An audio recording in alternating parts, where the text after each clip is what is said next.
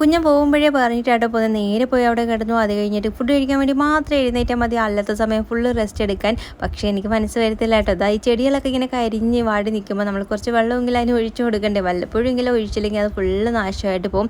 അതുകൊണ്ട് കുറച്ച് വെള്ളമൊക്കെ ഒഴിച്ചിട്ട് പിന്നീട് വന്ന് റെസ്റ്റ് എടുത്തു. അത് കഴിഞ്ഞിട്ട് പിന്നെ കുറേ കഴിഞ്ഞിട്ടാണ് ഫുഡ് കഴിക്കാൻ എഴുന്നേറ്റ് വന്നത്.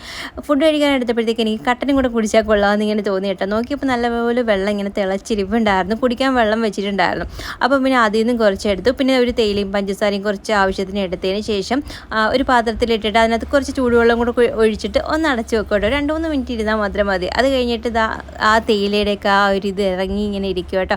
അപ്പോൾ നമ്മളൊന്ന് നന്നായിട്ടൊന്ന് കലക്കി ഒന്ന് അരിച്ചെടുക്കുമ്പോഴത്തേക്ക് നല്ല അടിപൊളി കട്ടൻ റെഡി ആയിട്ടുണ്ട്. അപ്പോൾ ഇങ്ങനെ ആരെങ്കിലും കുടിച്ചിട്ടുണ്ടെങ്കിൽ ജസ്റ്റ് ഒന്ന് കമൻറ്റ് ചെയ്യാൻ മറക്കരുത് കേട്ടോ.